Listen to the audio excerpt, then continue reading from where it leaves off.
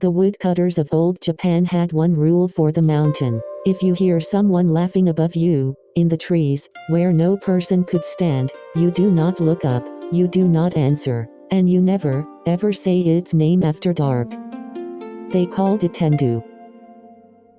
For more than 1,000 years, the Tengu has haunted the mountains of Japan. A red face, a nose like a blade, wings folded beneath the robes of a holy man.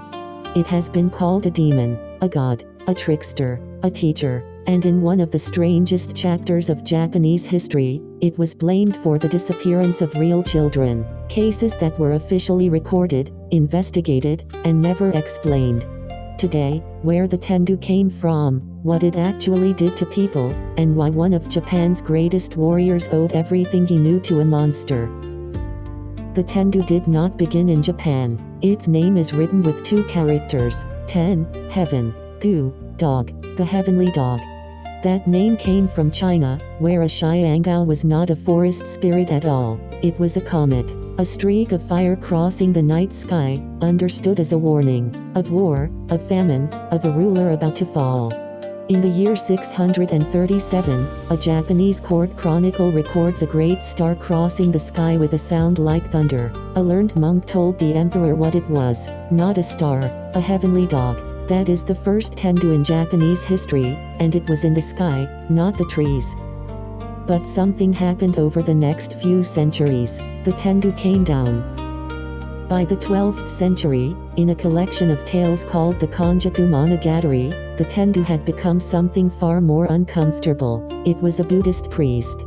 Specifically, a priest who had studied hard, prayed hard, and mastered every discipline, and then let it make him proud. A monk who wanted to be admired more than he wanted to be good. When such a man died, the story said, he could not enter paradise. He was too accomplished for hell, and too arrogant for heaven, so he became a Tengu, winged, powerful, brilliant, and stuck forever between the two. This is what makes the Tengu genuinely unusual among the monsters of the world. It is not evil, it is not stupid, it is what happens to a good man who mistakes his own reflection for the light. And they are not all the same. There are 2 kinds, and the difference matters. The first is the Day Tengu, the Great Tengu. This is the one everyone pictures. The red face, the impossible nose, the robes of a mountain priest. It is proud, it is educated, and it is more likely to test you than to kill you. In its hand it carries a fan made of feathers, the Hachiwa. One sweep of it, the stories say, raises a wind strong enough to flatten a forest. For centuries, when a fire tore through a village on a windy night, somebody would say a Tengu had been over the mountain.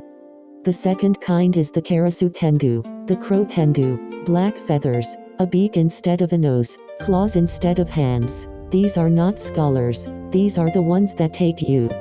And above them all sit the 8 great Tengu, named individuals, each ruling a specific mountain, and every one of those mountains is a real place you can go and stand on today. Tirabo of Mount Atago, Jirabo of Mount Hira, Sanjakubo of Mount Akiba, and on Mount Kurama, north of Kyoto, the oldest and strongest of them, Sajabo. Remember that name.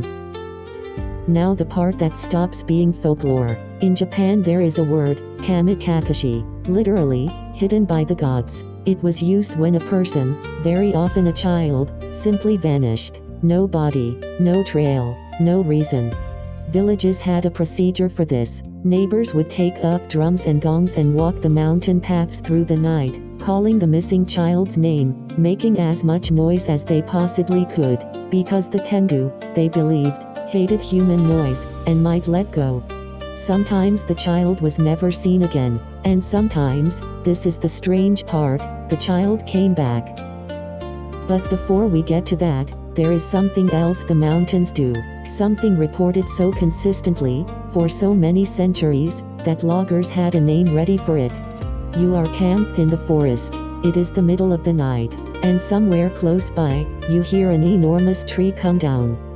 First the crack, then the long tearing sound of the fall, then the impact, heavy enough that you feel it in the ground. In the morning you go and look, there is no tree, there is no stump, no torn earth, no broken branches, nothing in the forest has moved at all. They called it Tengu-daoshi, the Tengu felling. There were others, Tengu-tsubute, stones thrown out of the dark, landing around your camp, with nobody there to throw them, and Tengu-were, the laughter, always above you, always moving, always just far enough away that you cannot find it. Modern explanations exist. Sound carries strangely in a steep valley, rock falls, animals move at night. But what is hard to explain away is how identical the accounts are, across provinces that never spoke to each other, over a period of about 600 years. In 1810, in the city of Edo, a scholar named Hirata Atsutane heard about a teenage boy named Torakichi who was telling an impossible story around town. The boy said that at the age of 7, he had met an old man selling pills in a marketplace. The old man invited him into a jar. Torakichi climbed in, and the jar flew. He said he spent years on a mountain, taken as an apprentice by a Tengu. He described the food they ate. He described their riding. He described the discipline of their training, and the layout of a world that no one else could see. Hirata Atsutane was not a credulous man. He was one of the leading intellectuals of his generation, and he did what a modern investigator would do. He interviewed the boy, at length, repeatedly, and wrote it all down. The resulting document runs to hundreds of pages. Was Torakichi lying? Almost certainly, in the sense that he was not commuting to a mountain in a flying jar. But here is the thing historians find genuinely interesting. The boy was consistent. Over years of questioning, his account held together. He described a coherent world, one that matched the practices of a real group of people who lived in those mountains, wore those clothes, and answered to no village and no lord. We'll come back to them. In the late 12th century, a boy was sent to a temple on Mount Kurama, north of Kyoto.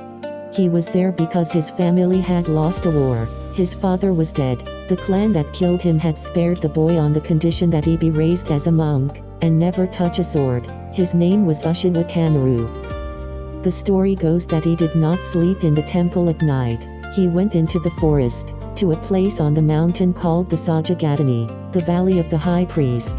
And there, the legend says, he was met by the king of the Tengu, the one I told you to remember, Sajabo, ancient beyond counting, white-haired, red-faced, said to hold the strength of 1,000 ordinary Tengu. Sajabo did not eat him. Sajabo taught him swordsmanship, strategy, how to move without weight, how to read a battlefield before it becomes one. The boy grew up to become Minamoto no Yoshitsune, the most famous warrior in Japanese history, a commander whose battlefield tactics are still studied, and whose victories broke the clan that had killed his father. You can visit the valley. It is a real place, on a real mountain, with a real temple, and it is beautiful. And this is where the Tengu becomes something more than a monster. Japan looked at its greatest soldier, a man whose genius nobody could explain, and decided he must have been taught by something that was not human. That is not fear, that is closer to reverence. So who were the people in the mountains? They were called yamabushi, those who lie down in the mountains, practitioners of shugendo, a discipline that mixed Buddhism, Shinto, and older mountain worship. They lived where villagers did not go. They fasted, stood under freezing waterfalls, and walked ridgelines for weeks. They were rumored to heal the sick and command the weather. They answered to no local authority.